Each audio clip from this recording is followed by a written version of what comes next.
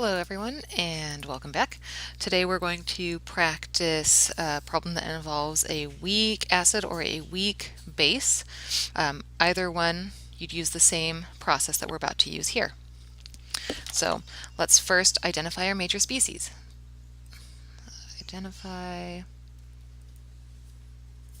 major species. All right, so reading this problem, it says calculate the concentration of ammonia, ammonium, hydrogen ions and hydroxide ions, pH and pOH, and then identify if the solution is acidic, basic, or neutral for 150 milliliters of 0.2 molarity ammonia. And they gave us the Ka. I'm just going to do this so I don't forget. They gave us the Ka. All right, so my major species is going to be whatever is my weak acid or my weak base. In this case, ammonia is what I'm working with. So NH3, and we want to make sure we identify that it is a weak base because that affects the entire problem. Weak. I'm going with Halloween colors. All right, so step 2, we need to write out our reaction.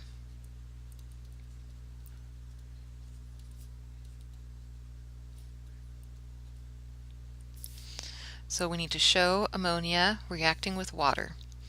I'll have NH3 plus H2O. Now remember, this is a weak base. So if it's a weak base, do I draw a one-directional arrow or two directions? Because it is weak, that means it does not completely dissociate. That means that the reaction is actually reversible. So I'll have a double-sided arrow, NH4 plus. It has gained a hydrogen, so by the Bronsted-Lowry definition, that means it is a base. And then our water will have acted as our acid, and it has lost a hydrogen. Okay, so that's the reaction we're using. Now, step 3. This is where you would either do a dilution or you would start preparing for an ice chart. Since this is not strong, we will not go the dilution route. It is weak. We're going to write an expression. Right? Equilibrium expression. And since it is a weak base, that means we want to write Kb. We're going to call it Kb. This will be found using the concentrations of the products divided by the concentrations of the reactants. So we'll have NH4 4 plus OH minus, and we'll have NH3. Notice that it's already balanced, so I don't have to add any exponents on here. Now what about water? Do we need to include water? Well, water is a liquid. Do we include liquids in equilibrium expressions? Your answer should be no, we do not. So let's go on then. I want to know what Kb is equal to in order to use it in my ice chart so I can solve for different concentrations. They didn't give me Kb though, they gave me Ka. And if you are given a chart that does not give you Kb, it only gives you Ka, then you'll have to solve for it. Something that we learned recently is that Ka times Kb is equal to Kw.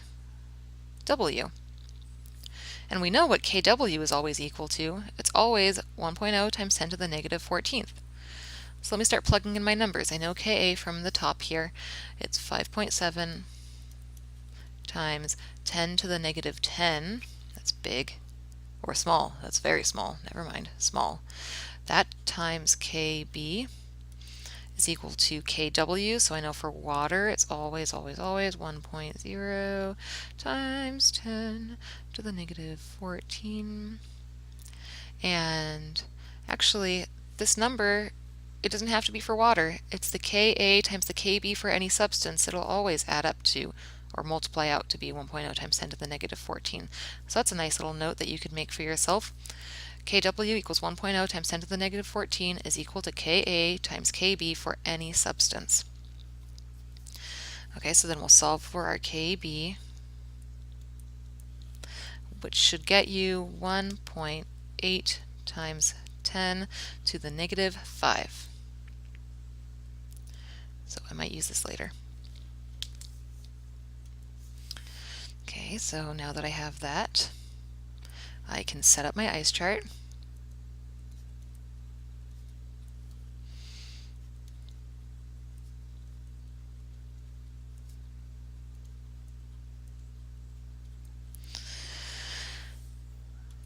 So here, I'll do this. I'll have ICE down the side, and I'll have my reaction across the top, so NH3 plus H2O double-sided arrow, which is what allows us to even do this in the first place. NH4 plus OH minus. Okay, so we know that water is a liquid and it does not affect our ice chart, so leave it out. And we know that ammonia has a starting concentration of 0.20 molarity. Up here at the top it says that. So 0.20. Excellent. And at the very beginning of the reaction it has not reacted with any water, so I have no ammonium and no hydroxides. So since these are all 1-to-1, their changes are all going to be the same. Now, do I have enough information to know exactly what the change is? Your answer should be no, because I'm not given any equilibrium concentrations to figure out that change. So instead, I have to make something equal to x. I'll just say the disappearance of my ammonia is negative x, and the appearance of my ammonium and the appearance of my hydroxide are plus x. So this becomes 0.20 minus x, and that'll become 0 plus x is just x, and that is just x. Okay, so this is the row I'm going to use. So what I need to do now is I'm going to scroll down a little bit. Well, maybe not. Let's try this. Haha, extra room. Magic. So now I need to go on to step 5, which is to plug my numbers into the equilibrium expression. Plug into equilibrium expression. And this is coming back from step 3. We wrote the equilibrium expression right there. There it is. So let's see. I know my Kb, so I'll write that out. It's 1 point. Oops, I'm going to use orange. 1.8 times 10 to the negative 5 is equal to x times x over 0.20 minus x. Okay, so I know everyone hates using the quadratic equation. So let's see if we can use our shortcut. Our Kb over here is pretty small. So why don't we try making the small x assumption? So I'm going to say on here, assume x is small. Small x assumption. That's what we're doing. We're assuming it is small. So if that's the case, then this here goes away. And I end up with something that's much easier to solve. I'll end up with x squared over 0.20 is equal to 1.8 times 10 to the negative 5. And if you crunch the numbers, you should end up with x equals 1.9 times 10 to the negative 3. So before I go actually figuring out concentrations and such, I'm going to make sure this was a good assumption to make. So let's check the 5% rule. This is, what we're doing here is we're proving that this assumption is valid. So in order for the assumption to be valid, orange, x over 0.20 times 100 must be less than or equal to 5%. So if I say 1.9 times 10 to the negative 3 over 0.20 times 100, I'll end up with, I'm not sure what I end up with. Sorry, one second. I should have done this beforehand. Let's see, 1, 2, 3, 2 zeros, 0.0019 divided by 0.2 times 100.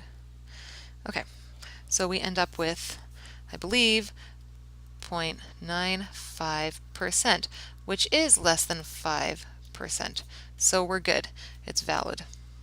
We don't have to go back and do the whole problem over again using the quadratic equation. Thank goodness. Okay, so now that we have that, let's start answering the question. We need to, let's see, solve, well, let's back up a little bit. I'm going to figure out what my concentrations are. So maybe I'll use the third color. What's a good color to use with orange? How about green? Like a pumpkin. So the concentration of our NH4, oh come on, 4s, is equal to X, looking at the ice chart. So it would be equal to 1.9 times 10 to the negative third. And we could also say that the concentration of our hydroxide is equal to X, which is 1.9 times 10 to the negative third. And our ammonia will be, we need to do 0.20 minus X.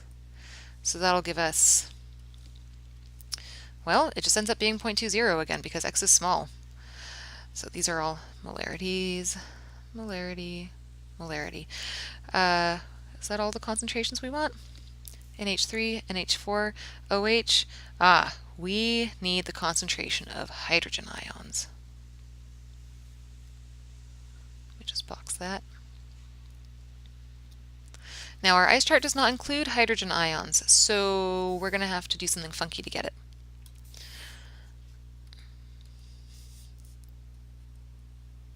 What we're going to do is, along the way, when we're solving for pH and POH, we're going to get H.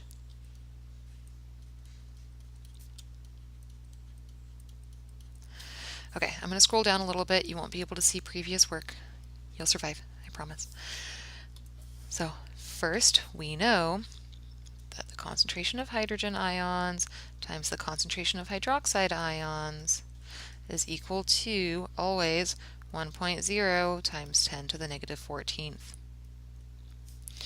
Okay, well, we know the concentration of hydroxide ions up here, so we just plug those in. We'll end up with H plus times 1.9 times 10 to the negative third is equal to 1.0 times 10 to the negative 14th. So I'm going to switch to my answer color, which is going to be green.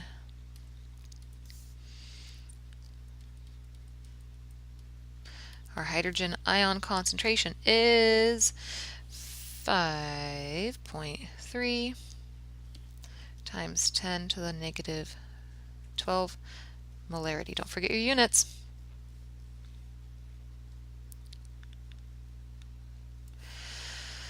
Okay, almost there. I need more space.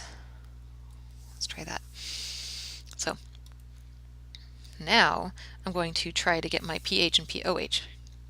I know that pH is always equal to the negative log of the concentration of hydrogen ions. Well, I know the concentration of my hydrogen ions, so I'll just plug that number in, and I'll end up with a pH equal to, what do I get? 11.28. Remember, anything that goes through a log, the sig figs only matter after the decimal. So originally I had 2 sig figs from 5.3. 11.28 is 2 sig figs because it went through a log. So, I should have used green. Well, you can't win them all. So there's that. Now, for lack of space, I'm going to do what you should not do and double up my work on the side. So it'll go down here. So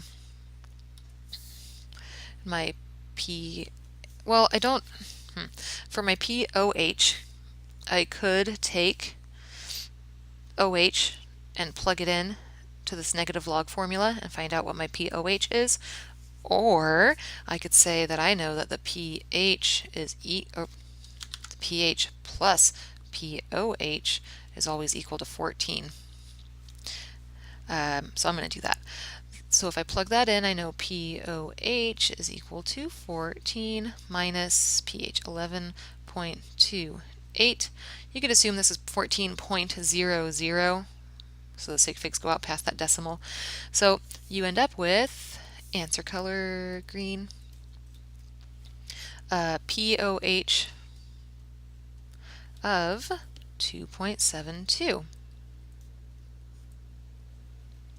So you could have done this that way, or you could have used the same method that we used for pH to solve for the POH. That's fine too.